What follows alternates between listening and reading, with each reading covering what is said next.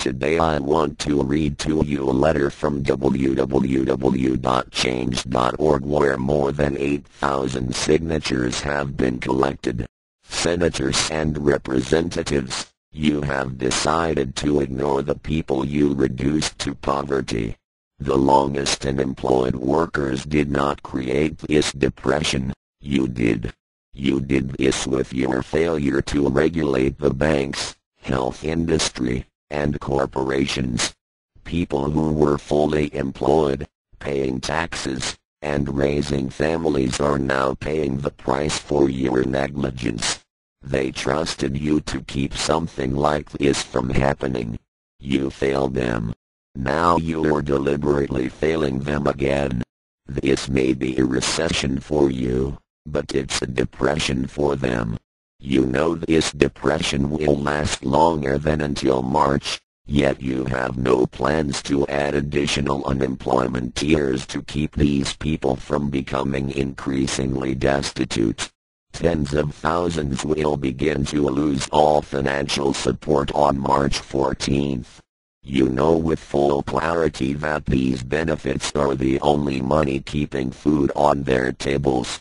You know that their benefits run out in March, and that these American families will be on the path to shelters and soup kitchens.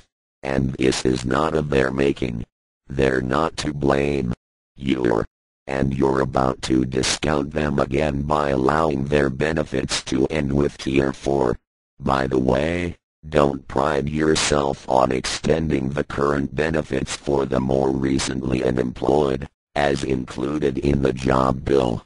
Of course you should do this, but as you know, the bill as it is written will not help any of those who have been the longest and hardest hit by this depression.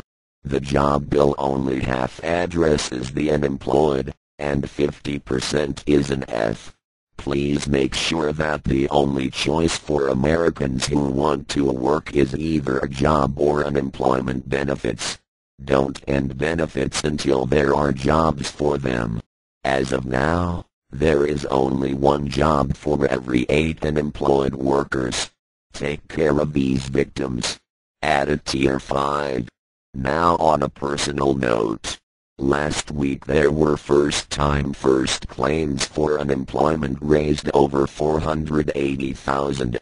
Over 2,000 ThusNAD ran out of Tier 4 unemployment last week.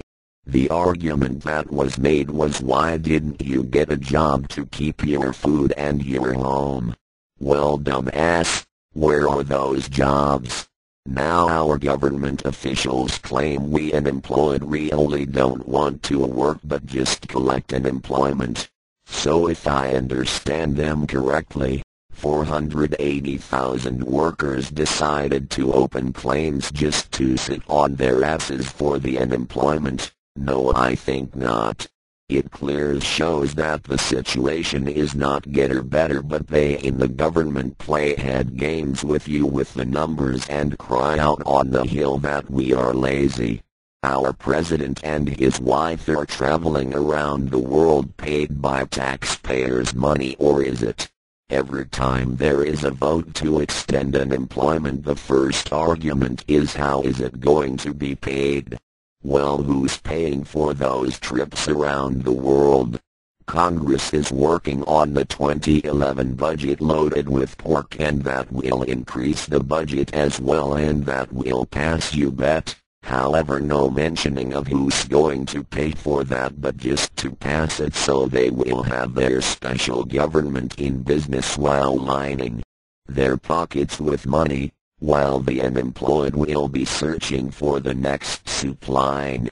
As I speak, there is a bill pending that the Federal Reserve wants to pass through that will force the American people to pay for any bank that is in trouble now and later, at the taxpayers' expense.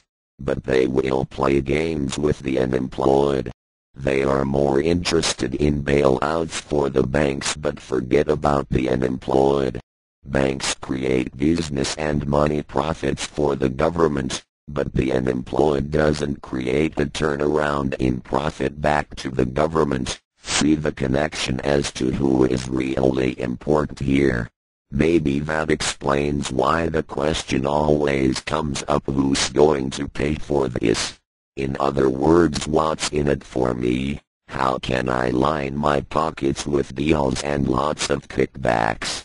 In closing, for now, I find it pretty disgusting that those who have a job or those in government look down on those who need help.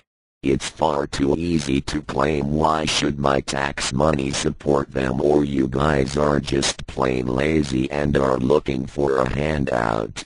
I really feel sorry for you, because if the day comes that you don't have your home and are forced to live in a shelter, and if you have no money so your food is coming from a soup line, and if your children are cold, dirty, hungry, and they are looking up to you as to why, what will you tell them?